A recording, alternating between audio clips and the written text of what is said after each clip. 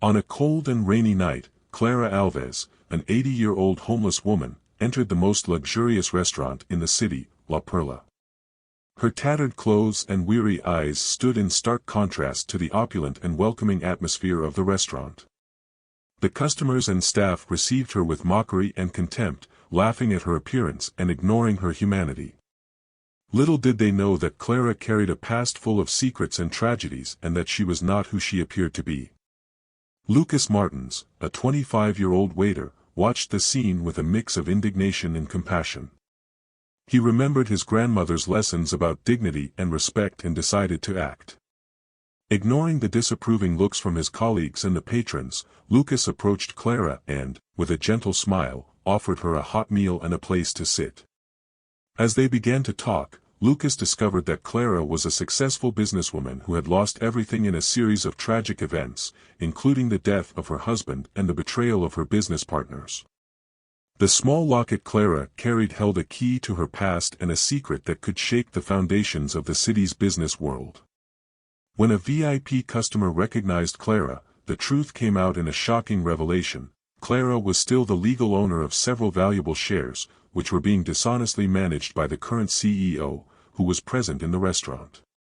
From that moment on, Clara and Lucas faced challenges and dangers, fighting to bring justice and recover what was lost. This is the emotional and inspiring story of Clara Alves and Lucas Martins, a journey of prejudice, redemption, and the human capacity for compassion. It is a narrative that challenges appearances and reveals the inner strength of a woman who, despite all adversities, finds the courage to reclaim her dignity and transform her destiny. With Lucas's help, Clara not only seeks her own justice but also decides to use her recovered fortune to help others, proving that every person, regardless of appearance or situation, deserves respect and love. Clara's encounter with the rain. The night was cold and rainy, a typical winter evening that made everyone seek refuge in some warm place. Clara, an 80-year-old woman with gray hair and tattered clothes, walked slowly through the drenched streets. Her bare feet felt the cold of the asphalt, and her trembling body begged for a bit of warmth. With one hand, she firmly held the old coat that had once been elegant, trying to shield herself from the incessant rain. Clara spotted the restaurant La Perla, an oasis of light and warmth amid the storm. The large, illuminated windows revealed a lavish interior with crystal chandeliers and marble tables where well-dressed people enjoyed their meals in a cozy atmosphere. Drawn by the light and the hope of finding some shelter, Clara headed towards the restaurant. Clara enters the restaurant. Clara hesitated for a moment before opening the door to La Perla. The immediate warmth and aroma of refined foods enveloped her, but the reception was far from welcoming. As soon as Clara entered, all eyes turned to her, and the murmur of conversation ceased, replaced by snickers and disdainful comments. Some customers covered their noses, while others made jokes about her appearance. "You shouldn't be here," said the manager, a tall and imposing man, approaching with a look of contempt. "This is not a place for people like you." Clara felt the weight of prejudice and scorn but was determined to find some comfort. Before she could respond, a young waiter with short brown hair and brown eyes, named Lucas, noticed the situation and decided to intervene. Meeting Lucas, 25 years old, worked at La Perla to support his grandmother, who lived in modest conditions. Seeing Clara being ridiculed, he was reminded of his grandmother and the lessons of compassion and dignity she had taught him. Ignoring the disapproving looks from his colleagues and customers, Lucas approached Clara with a gentle smile. "Please, have a seat," he said, guiding Clara to a table in the corner. "I'll bring you something to eat." Clara looked at Lucas with gratitude and surprise. She sat in the offered chair, and Lucas quickly brought her a bowl of hot soup and a piece of bread. As Clara began to eat, Lucas sat beside her and started a discreet and respectful conversation. Clara's story begins to unfold. While savoring the meal, Clara began to share fragments of her life with Lucas. She talked about how she used to be a successful businesswoman, the founder of a conglomerate. However, after her husband's death and the betrayal by her partners, she lost everything and ended up on the streets. Lucas was especially intrigued when he heard about the locket Clara carried, containing a photo of a young couple. "This locket is the only thing I have left from my past," said Clara, holding the small object tenderly. "It reminds me of a time when I had a different life." Lucas became even more determined to help Clara, seeing in her the embodiment of the lessons of compassion and dignity taught by his grandmother. Intervention of the staff. Lucas's kindness did not go unnoticed by the other staff, who were indignant at Clara's presence. The restaurant manager, with an even sterner expression, approached again. "Lucas, what do you think you're doing?" the manager asked, his voice low and threatening. "Helping this woman could cost you your job." Lucas felt the weight of the threat but stood firm. "She deserves dignity and respect, just like any of us," he replied with determination. "I can't ignore that." The manager shook his head in disapproval but didn't press further, making it clear that Lucas was taking a significant risk. Discovery of the locket. In a moment of distraction, Clara dropped the locket. Lucas picked it up and examined the photo more closely. He recognized the man in the picture as someone he had seen in old news about the city's business world. The revelation that Clara had a direct connection to powerful and influential figures aroused in him a mix of curiosity and urgency. "Who is the man in the photo?" Lucas asked, handing the locket back to Clara. "He is my late husband," Clara replied with a sigh. "He was my partner in business and in life. After he died, everything fell apart." Clara decides to trust Lucas. Moved by Lucas's sincerity, Clara decided to trust him and share more about her story. She revealed how she had been betrayed by her partners and lost everything, including her husband. Lucas was touched and more determined to help Clara regain her dignity. "Lucas, you are the first person in a long time who really cares," said Clara, with tears in her eyes. "I don't know how to thank you." "You don't need to thank me," Lucas replied, holding Clara's hand. "We will find a way to resolve this together." Clara leaves and Lucas's promise. With the growing tension in the restaurant, Clara decided it was best to leave. Before she went, Lucas promised Clara that he would find a way to help her resolve her past and reclaim what was rightfully hers. "I promise I won't give up on you, Clara," said Lucas firmly. "I'll find a way to help you." Clara, with tears in her eyes, thanked Lucas and left the restaurant, returning to the streets but now with a glimmer of hope.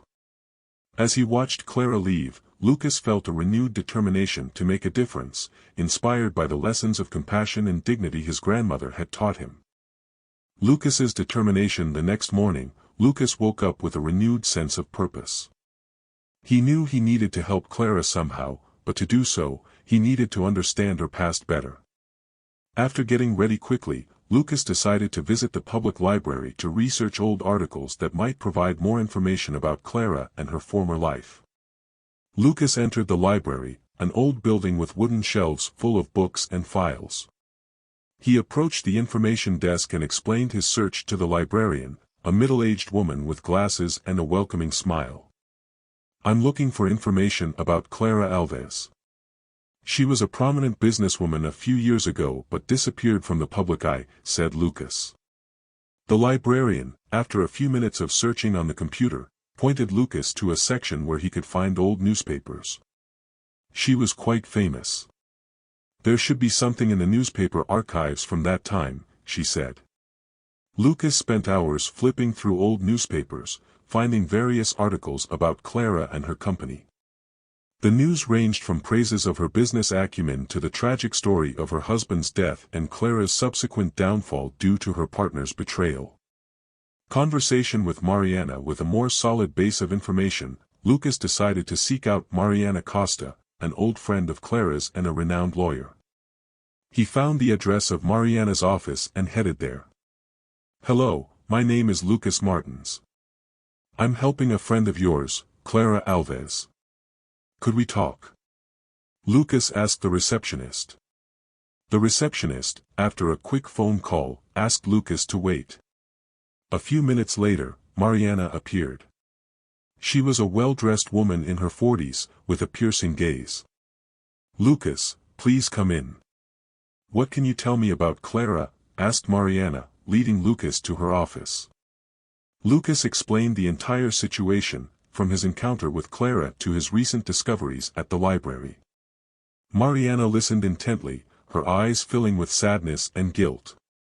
"I should have helped Clara when she needed it most," said Mariana with a sigh. "She was betrayed by her partners and left alone. I'll do everything I can to help her now." Visiting the shelter with Mariana's promise of help, Lucas decided to visit the shelter where Clara often stayed. The building was old and worn, but it provided a safe environment for the city's homeless. Lucas entered and was greeted by one of the volunteers, who led him to a small room where the residents usually rested. "You must be Lucas," said an elderly lady, one of the oldest volunteers at the shelter. "Clara spoke of you. She's outside in the garden." Lucas found Clara sitting on a bench, watching the few plants growing in the shelter's garden. Seeing him, she smiled and gestured for him to come closer. "Lucas, you really came back," said Clara, emotional. "Of course I did, Clara. I made a promise," replied Lucas.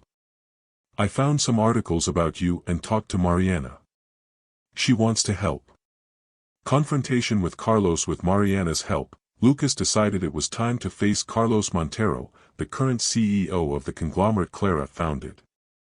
They planned a discreet visit to Carlos's office, but they knew it could be dangerous. Lucas and Mariana arrived at the modern skyscraper with a glass facade and, with determination, headed to the reception. "We have a meeting with Mr. Montero," said Mariana firmly. After a few minutes of waiting, they were led to Carlos's office. He was a 55-year-old man with well-combed gray hair and an arrogant demeanor. "What do you want?" asked Carlos, with a suspicious look. "We're here to talk about Clara Alves," said Mariana. "We know what happened, and we're determined to expose the truth." Carlos laughed disdainfully. "You have no idea who you're dealing with. Clara is a relic of the past. She has nothing here." Before Lucas and Mariana could respond, security guards entered the room, ready to escort them out. "I think you'd better leave now," said Carlos, with a threatening smile. Discovery of documents. Lucas and Mariana were undeterred by Carlos's threat. Determined to find evidence, they decided to return to Mariana's office to analyze old documents. After hours of searching, they found a set of papers that directly linked Clara to the conglomerate and exposed Carlos's corruption. "These documents are enough to get started," said Mariana, holding a folder full of evidence. "We'll need more, but we have a starting point." Lucas and Mariana form an alliance. With the initial evidence in hand, Lucas and Mariana formed a solid alliance. They began to plan a strategy to expose the truth and bring justice to Clara. "We need more information and, above all, Clara's complete story," said Mariana. "Lucas, you need to convince Clara to share everything she knows. Every detail could be crucial." Lucas agreed and, with Mariana's support, returned to the shelter to talk to Clara. Clara receives the news. Back at the shelter, Lucas found Clara on the same bench in the garden. He sat next to her and began to share all the discoveries he had made with Mariana's help. "Clara, we found documents linking you directly to the conglomerate. We know Carlos is involved in corruption, but we need your complete story to expose everything," said Lucas, holding Clara's hand. Clara remained silent for a moment, absorbing the information. With a deep sigh, she began to tell her story in detail, from the founding of the conglomerate to the betrayal by her partners and the tragic downfall that led her to the streets. Preparations for the confrontation. With all the necessary information and evidence, Lucas and Mariana began to plan a press conference to reveal the truth to the public. They knew the battle would be tough, but they were determined to bring justice to Clara. "We need to make sure everything is in order. The media needs to be present, and we need legal support to protect Clara," said Mariana as they organized the details of the conference. Lucas, with a determined expression, agreed. "We'll do this the right way. Clara deserves justice, and we'll make sure she gets it." With preparations underway, Lucas and Mariana knew they were about to face a difficult battle, but they were ready to fight for Clara and expose the truth to the world. The press conference. Lucas and Mariana knew that the press conference would be a pivotal moment. They needed to ensure everything was perfect to expose the truth about Clara and Carlos's corruption. They spent hours organizing documents and preparing Clara to speak before the media. Finally, the day of the conference arrived. Clara, in a simple but elegant outfit, was ready to face the public. Lucas and Mariana accompanied her to the event venue, a downtown hall that quickly filled with journalists and onlookers. Mariana began the conference with a brief summary of the situation. "We are here today to reveal a story of betrayal and redemption," she began. "Clara Alves, a successful businesswoman who was betrayed by those she trusted, is here to share her truth." Clara took the microphone, her eyes fixed on the journalists in front of her. "For many years, I lived on the streets, forgotten by everyone. But the truth is, I am the founder of the conglomerate now corruptly managed by Carlos Montero," she declared firmly. The room fell silent as Clara recounted her story, supported by the documents Lucas and Mariana had found. When she finished, a murmur began to grow among the journalists, followed by a barrage of questions. Carlos reacts. Carlos Montero was in his office when he received news of the press conference. Furious, he immediately tried to contact his lawyers and press advisors to minimize the damage. "This is madness. How did Clara manage to do this?" he shouted at one of his aides. "We need to find a way to discredit her and stop this conference now." Carlos then made a call to one of his influential contacts in the media, attempting to sabotage Clara's efforts. "You need to stop this story. Do whatever it takes to discredit Clara Alves," he ordered. Meanwhile, at the conference, news of Carlos's maneuvers began to circulate, but Mariana was prepared. "We expected Carlos to try something like this," she told Lucas. "We need to stay strong and focused on the truth." Community support. As Clara's story spread, the community began to react. Old friends and colleagues of Clara, who had distanced themselves over the years, began to come forward in support. Messages of encouragement and solidarity flooded social media and local media outlets. A group of former employees of the conglomerate, who had been unjustly fired by Carlos, also came forward to support Clara. They organized a protest in front of Carlos's office, demanding justice and the restoration of Clara's rights. "We are here to support Clara Alves and expose Carlos Montero's corruption," one of the protesters told the press. "She deserves justice, and we will not stop until she gets it." Explosive revelations. At the height of the conference, Mariana presented irrefutable proof of Carlos's corruption, including financial documents showing embezzlement and stock manipulation. Initially skeptical, the journalists began to see the truth in Clara's story. "These documents prove that Clara Alves is the true owner of the conglomerate," said Mariana, showing the evidence. "Carlos Montero used dishonest means to take control and divert funds for his own benefit." The media exploded with the revelations, and Carlos's reputation began to crumble. The news spread quickly, and the pressure on Carlos increased exponentially. Carlos strikes back. Desperate, Carlos decided to confront Clara directly. He appeared at the press conference venue, accompanied by his lawyers, and demanded to speak with Clara. "You think you can come back and take what's mine?" Carlos shouted, his voice full of anger. "You have no proof. This is all a farce." Clara remained calm and firm. "The evidence is all here, Carlos. You betrayed my trust and stole what was rightfully mine. Now, everyone knows the truth." Carlos's lawyers tried to intimidate Clara, but Mariana intervened. "Any attempt at intimidation will be documented and used against you," she warned. "Clara has the right to reclaim what is hers." Mariana takes action. Mariana knew they needed to ensure Clara's safety and the legitimacy of the evidence. She used her influence to secure legal protection for Clara, ensuring that no physical or legal harm could befall her. "We are protecting Clara and ensuring she gets a fair trial," declared Mariana. "No threats or intimidation will be tolerated." With legal protection assured, Clara felt safer to continue fighting. Lucas, always by her side, supported her in every moment, ensuring she did not feel alone in this battle. The truth legally recognized finally, after weeks of legal and media battles, the documents presented by Clara and Mariana were recognized as legitimate.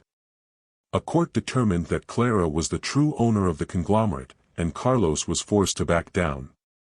"We are pleased to announce that justice has been served," said Mariana at a press conference. "Clara Alves is the rightful owner of the conglomerate, and all of Carlos Montero's actions will be reviewed." Clara, emotional, thanked everyone who supported her. "This is a new beginning for me," she said, tears in her eyes. "I could never have done this without Lucas and Mariana's help." Clara recovers part of her past with the truth finally recognized. Clara began to recover part of her fortune and her place in society. She decided to use her resources to help other homeless people, starting support and shelter projects for those in need. Lucas, inspired by Clara's journey, decided to become an advocate for the homeless, dedicating his life to helping those who need it most. Together, Clara and Lucas formed a powerful team, determined to make a difference in the world. The chapter ends with Clara and Lucas looking towards the horizon, planning new projects and initiatives. "We still have a lot to do," said Clara, smiling. "But I know we are on the right path." Lucas nodded. "We are just beginning. Together, we can make a difference." And so, with renewed hope and determination, Clara and Lucas prepared to face new challenges and build a better future for everyone. With Clara's rightful ownership of the conglomerate reinstated, she and Lucas set their sights on a new mission. Clara was determined to invest in a new shelter for the homeless, a place where people could find not only refuge but also the support to rebuild their lives. One sunny morning, Clara and Lucas sat at a large wooden table in the modest conference room of Clara's reclaimed office. Blueprints, sketches, and notes were spread out before them. "This shelter will be more than just a place to sleep," Clara said, her eyes sparkling with determination. "It will offer education, job training, and mental health services. We need to give people the tools to transform their lives." Lucas nodded enthusiastically. "We can collaborate with local organizations and bring in volunteers. The community needs to be involved for this to work." They spent hours discussing details, planning out spaces for classrooms, therapy rooms, and a large communal kitchen. Lucas took notes diligently, capturing Clara's vision with precision. Inspired by Clara's unwavering dedication, Lucas decided to become more actively involved in advocating for the rights of the homeless. He began attending city council meetings and speaking at public forums, sharing Clara's story and the vision for the new shelter. At one such meeting, Lucas stood confidently at the podium. "Ladies and gentlemen, we cannot ignore the plight of the homeless any longer. Clara Alves' story is a testament to resilience and the power of community support. We need your help to make this shelter a reality." The room erupted in applause. Lucas' passionate plea resonated with many, and he gained recognition as a dedicated advocate for the homeless. Months of hard work and collaboration culminated in the grand opening of the new shelter. The building, once an abandoned warehouse, had been transformed into a welcoming haven. Bright murals adorned the walls, and the scent of fresh paint and hope filled the air. On the day of the inauguration, a crowd gathered outside. Clara, Lucas, and Mariana stood together at the entrance, ready to cut the ribbon. "Today marks a new beginning," Clara said, addressing the crowd. "This shelter is a beacon of hope for those who have been forgotten. Together, we will rebuild lives and restore dignity." As the ribbon was cut, cheers erupted, and people began to file into the building, exploring the facilities and meeting the staff. Clara and Lucas couldn't help but smile as they watched the community come together in support. With the shelter up and running, Clara turned her attention to reconnecting with her distant family. She had lost touch with many over the years, but now she felt it was time to mend those relationships. Clara reached out to her estranged daughter, Anna, who lived in a neighboring city. After several heartfelt phone calls, Anna agreed to visit. When Anna arrived, they embraced for the first time in years. "I'm so sorry for everything, Mom," Anna said, tears streaming down her face.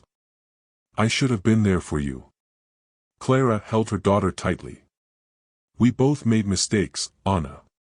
But we have a chance to start over." They spent the day reminiscing, sharing stories, and rebuilding their bond. Clara felt a weight lift from her shoulders, knowing she was no longer alone. Determined to face her past head-on, Clara decided to visit the places that had marked her life. She returned to the old mansion she once called home, now abandoned and overgrown with weeds. Walking through the empty halls, Clara felt a flood of memories, both happy and painful. She paused in the study where she and her late husband used to spend hours working side by side. "I miss you every day," she whispered, tears in her eyes. "But I know you'd be proud of what I'm doing now." Clara left the mansion with a renewed sense of peace, ready to continue her journey with her past reconciled. Encouraged by her experiences and the impact she was making, Clara decided to write a book about her journey. She hoped to inspire others with her story of resilience and redemption. Lucas and Mariana helped Clara compile her memories, turning them into a powerful narrative. The book, titled From the Streets to the Stars, quickly gained attention and became a bestseller. At the book launch, Clara stood before a large audience. "This book is for anyone who has ever felt lost or forgotten," she said. "No matter how dark your days may seem, there is always hope. We all have the power to change our lives and the lives of others." Lucas continued his work as an advocate, now with even more determination and resources at his disposal. He and Clara formed a strong partnership, constantly brainstorming new initiatives and ways to support the homeless community. One evening, as they walked through the city discussing their plans, Clara looked at Lucas with admiration. "You've grown so much, Lucas. Your grandmother would be so proud of you." Lucas smiled. "I couldn't have done it without you, Clara. You've been my inspiration every step of the way." They both knew their work was far from over, but they faced the future with hope and determination. Clara and Lucas stood on the balcony of the new shelter, overlooking the bustling city below. The sun was setting, casting a warm golden glow over the buildings and streets. "Look at what we've accomplished," Clara said, her voice filled with pride. "This is just the beginning." Lucas nodded. "We have so much more to do. But I know we can make a difference." As they watched the sun dip below the horizon, they felt a renewed sense of purpose. Their journey had been long and challenging, but they had come so far. Together, they would continue to fight for dignity, respect, and hope for all. And so, with hearts full of hope and determination, Clara and Lucas faced the future, ready to build a brighter world for everyone. The success of the new shelter was a beacon of hope, motivating Clara and Lucas to expand their initiatives. They began planning additional projects to help more people in need. One morning, Clara and Lucas sat in the conference room, surrounded by community leaders and potential partners. The atmosphere was electric with ideas and possibilities. "We've seen the impact our shelter has made," Clara began. "Now, we need to extend our reach. Let's discuss how we can replicate this model in other parts of the city and even beyond." Lucas chimed in, "We can start by identifying areas with the highest need and partnering with local organizations to provide holistic support, food, shelter, education, and job training." The group discussed various strategies, from fundraising events to government grants, all united by a common goal, to make a difference in the lives of those most vulnerable. As Clara and Lucas's initiatives gained momentum, they encountered new challenges. Some community members were resistant to their efforts, fearing the changes might bring unwanted attention or strain local resources. During a town hall meeting, a concerned resident voiced her fears. "I understand what you're trying to do, but won't this attract more homeless people to our area? How will it affect our community?" Clara responded with empathy and clarity. "We're not just providing temporary shelter, we're creating opportunities for people to rebuild their lives. This benefits everyone in the long run." Lucas added, it's about community support and integration. We're working to ensure that these initiatives uplift the entire community, not just the individuals we serve.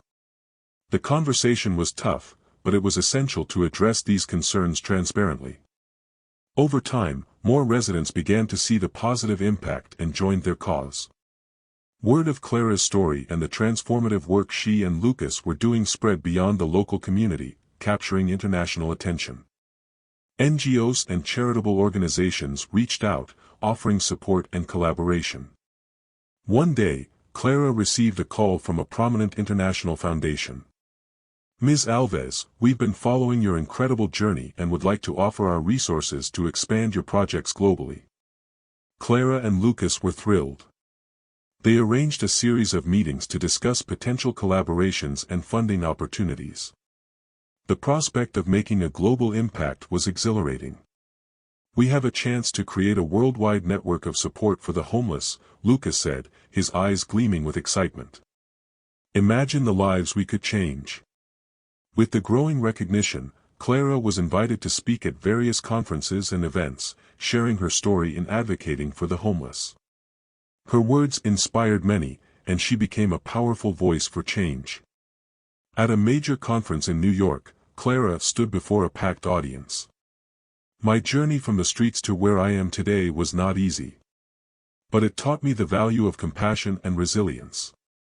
We must look beyond appearances and support each other as a community. Her speech received a standing ovation, and many approached her afterward, moved by her words and eager to join her cause. As Lucas and Clara's work continued, the bond between Lucas and Mariana deepened. Their shared dedication to justice and helping others brought them closer, both professionally and personally. One evening, after a long day of meetings and planning, Lucas and Mariana found themselves alone in the conference room. You've been amazing throughout all this, Lucas said, looking into Mariana's eyes. I couldn't have done it without you. Mariana smiled. We make a great team, Lucas. Together, we can achieve so much more. Their partnership evolved into a relationship built on mutual respect, love, and a shared vision for a better world. Back at the shelter, Clara and Lucas continued to implement new ideas to improve efficiency and compassion. They introduced various programs, including art therapy, vocational training, and mental health support. During an open house event, Clara showcased the latest innovations to a group of donors and community members.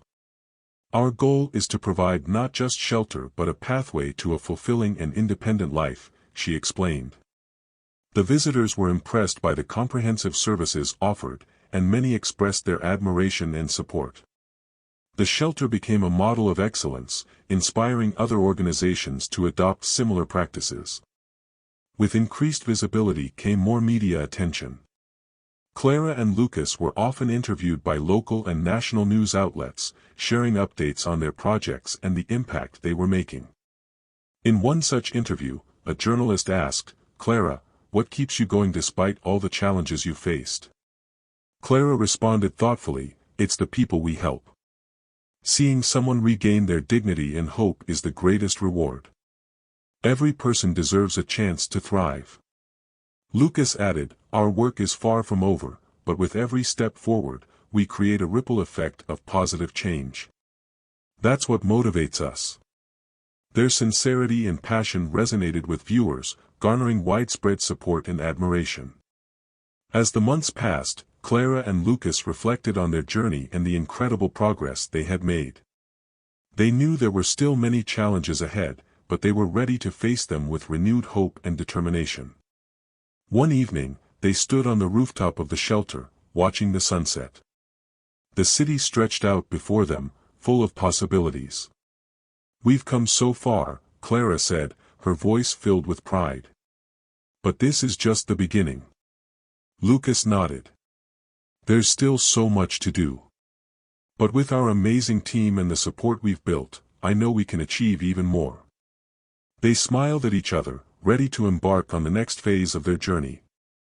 Together, they had created something truly remarkable, and they were determined to continue making a difference. With hearts full of hope and a vision for a brighter future, Clara and Lucas faced the challenges ahead, knowing they were not alone. They had each other, their community, and a world ready to support their mission. And so, their journey continued, filled with purpose, passion, and the unwavering belief that compassion and dignity could change the world. Clara Alves and Lucas Martin's journey from the streets to reclaiming dignity and justice is a powerful testament to resilience, compassion, and the human spirit's capacity for transformation. Through their relentless efforts, they not only confronted the injustices of the past but also paved the way for a brighter future for countless others in need. With Clara's fortune restored and their shelter thriving, they turned their vision outward, expanding their efforts to help even more people rebuild their lives. Their story reminds us that, regardless of our circumstances, we all have the power to make a difference. As Clara and Lucas continue their mission, they invite you to join them in this fight for dignity and compassion. There are many ways you can help: volunteer at local shelters, support policies that aid the homeless, or simply spread awareness about the issues faced by those less fortunate.